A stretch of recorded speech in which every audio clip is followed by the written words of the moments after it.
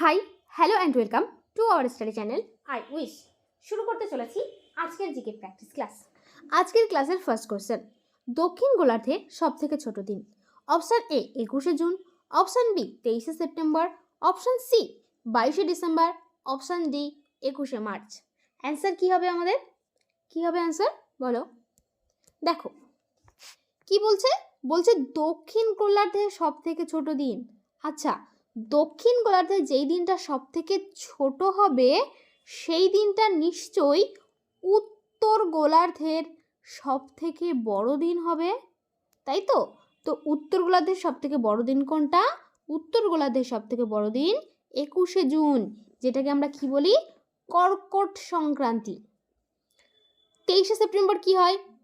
23শে September জলবিষুব। 22শে ডিসেম্বরে কি হয়? মকর সংক্রান্তি। আর 21শে মার্চ মহাবিষু। কিভাবে মনে রাখতে পারি এগুলো আমরা, যে কখন কোনটা হয়? দেখো প্রথম ডেটটা দেখি। কি দেখতে পাচ্ছি? প্রত্যেকের ক্ষেত্রে 2 কমন, তাই তো? তারপরে সংখ্যাটা আলাদা আছে। তো সিম্পল, আমরা এখানে কত আছে? 1 নেব। এখানে কত আছে? 3। আচ্ছা, 3-এর থেকে 1 মাইনাস করে যদি দিই আমরা কত পাবো? 2 পাবো। এখানে যেমন 1 মাইনাস করলাম, এখানেও 1 মাইনাস যদি করে দিই তাহলে কত পাবো? 1। তাহলে এবার দেখো তো, প্রত্যেকের 2 কমন ছিল, তাহলে এদেরকে যদি 2 দিয়ে দিই কত পাচ্ছি? 21শে জুন পাচ্ছি, 23শে সেপ্টেম্বর পাচ্ছি, 22শে ডিসেম্বর পাচ্ছি, আর 21শে মার্চ পাচ্ছি। ওকে, তো এটা ডেট হয়ে গেল। মাসটা কীভাবে মনে রাখবো? আচ্ছা, আমাদের মাস শুরু কি থেকে? জানুয়ারি থেকে। জানুয়ারি কি দিয়ে স্টার্ট হয়? জে দিয়ে। সিম্পলভাবে মনে রাখবো, জে দিয়ে জানুয়ারি শুরু হচ্ছে, তার পরবর্তী যেটা আছে তার পরবর্তী কি যে আছে? জুন। তো জুন থেকে স্টার্ট হবে। তো জুনে কি হবে? কর্কট সংক্রান্তি হবে, মকর সংক্রান্তি হবে, না জলবিষুব হবে, না মহাবিষুব হবে? কীভাবে মনে রাখবো? দেখো, জুন মাসে কি হয়? গরম থাকে, আর গরমে রোদের তাপ বেশি। তো রোদের তাপে কোনো জিনিস কি হয়? কড়কড় হয়ে যায় না? তো সেখান থেকে মনে রাখবো কর্কট সংক্রান্তি। কোনো জিনিস যদি কড়কড় হয়ে যায়, সেই জিনিস নর্মাল অবস্থায় আনতে গেলে কি করতে হবে? জল ঢালতে হবে। তাহলে তার পরবর্তী 3 মাসের টাইম, মানে যেটা 23শে সেপ্টেম্বর, সেটাই কি হবে তাহলে? সেটাই হবে জলবিষুব। জলবিষুব। আচ্ছা, জল ঢালার পরে কি হবে? সেই জিনিসটা ঠান্ডা হয়ে যাবে। আর ডিসেম্বরে কি হয়? ঠান্ডা হয়, ঠান্ডা পড়ে। আর ঠান্ডায় আমরা কি খাই? পিঠে খাই। কোন অনুষ্ঠানে? মকর সংক্রান্তিতে। তাহলে 22শে ডিসেম্বর হবে মকর সংক্রান্তি। বাকি থাকছে কি তাহলে আমাদের? মহাবিষুব। তাহলে মহাবিষুব কবে হবে? মহাবিষুব হবে 21শে মার্চ। মহাবিষুব হবে 21শে মার্চ। ওকে, নেক্সট কোশ্চেন, বায়ুমণ্ডলে কোন মৌল সর্বাধিক পাওয়া যায়? Option A carbon, option B oxygen, option C hydrogen, option D nitrogen. Answer কি হবে? আমাদের অ্যান্সার হবে অপশান ডি, নাইট্রোজেন সব থেকে বেশি পরিমাণ থাকে আমাদের বায়ুতে। নেক্সট, নর্মদা নদীর তীরে কোন শহর অবস্থিত? Option A Jabalpur, option B Madurai, option C Jamshedpur, option D Nashik. Answer কি হবে আমাদের? আমাদের অ্যান্সার হবে অপশান এ জব্বলপুর। কিভাবে রিলেট করতে পারি এটা আমরা? দেখো, নর্মদা, নর্মদা থেকে রিলেট করতে পারি নরম কাদা। আর নরম কাদা দিয়ে কি ভালো হয়? নরম কাদা দিয়ে মাটির বাসনপত্র তৈরি করতে ভালো হবে, জব্বর কোয়ালিটির হবে, মানে সুন্দর পুরো খাসা কোয়ালিটির হবে। তো সেই জব্বর থেকে আমরা মনে রাখবো জবলপুর। তাহলে নরম কাদা থেকে রিলেট করব নর্মদা, আর জব্বর কোয়ালিটির হবে সেখান থেকে রিলেট করব জব্বলপুর। ওকে, আচ্ছা, আগ্রা শহর, আগ্রা, আগ্রা কোন নদীর তীরে অবস্থিত? আগ্রা যমুনা নদীর তীরে অবস্থিত।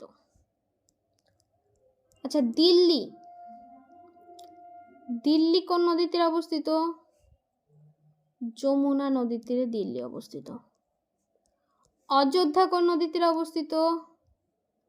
অযোধ্যা সরয়ু নদীর তীরে অযোধ্যা অবস্থিত।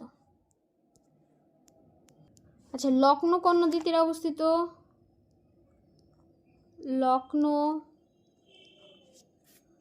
লখনৌ গোমতী নদীর তীরে অবস্থিত। কটক কোন নদীর তীরে অবস্থিত?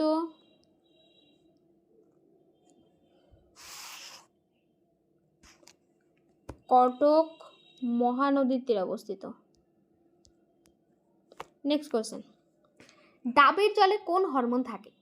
Option A kinin, option B florigen, option C cytokinin, option D citric acid. Answer কি হবে? আমাদের অ্যান্সার হবে অপশান সি, সাইটোকাইনিন থাকে ডাবের জলে। গঙ্গার ডান তীরের নদী? Option A Yamuna, Son, Damodar, option B Mahanadi, Kosi, Sarda, option C Gomti, ঘরঘরা, কুশি, অপশান ডি গণ্ডক, রামগঙ্গা, গোমতী। কি হবে অ্যান্সার? কি ছিল আমাদের গঙ্গার ডান তীরের নদীর ট্রিক্সটা কি ছিল? যে ডান পিঠে অজয়, যমুনার দামি, সোনালী রঙের ময়ূরটি ভাঙল। ডান পিঠের ড থেকে কি রিলেট করেছিলাম? ডান তীরে। পিঠের প থেকে পুনপুনে, অজয় থেকে অজয় নদী, যমুনা থেকে যমুনা নদী, দামির দ থেকে দামোদর নদী, সোনালী থেকে সোন নদী, ময়ূর থেকে ময়ূরাক্ষী নদী। তাহলে আমাদের অপশানে কি বলছে? যমুনা, সোন, দামোদর। তাহলে দেখি, যমুনা, সোন, দামোদর। তাহলে অ্যান্সার কি হবে? অ্যান্সার হবে অপশান এ, যমুনা, সোন ও দামোদর। নেক্সট কোশ্চেন, পূর্বঘাট ও পশ্চিমঘাট কোথায় মিলিত হয়েছে?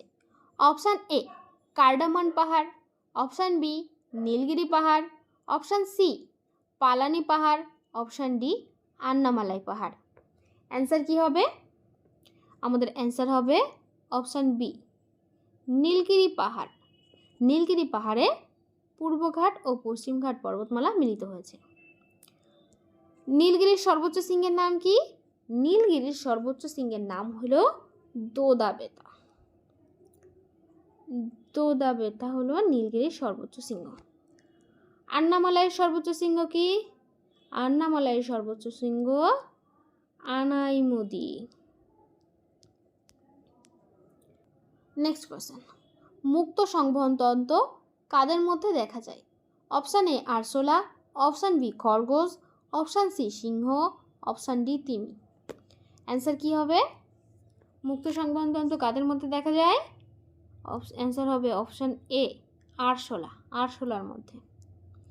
নেক্সট কোশ্চেন, গরিবি হাটাও স্লোগানটি কোন পঞ্চবার্ষিকী পরিকল্পনায় দেওয়া হয়েছিল? Option A third, option B fourth, option C fifth, option D six. কী হবে অ্যান্সার? পঞ্চবার্ষিকী পরিকল্পনার ক্লাসে এটা পড়েছি আমরা। অ্যান্সার হবে অপশান সি ফিফথ। কীভাবে কানেক্ট করেছিলাম এটা আমরা? যে স্লোগান কিভাবে দেয়া হয়?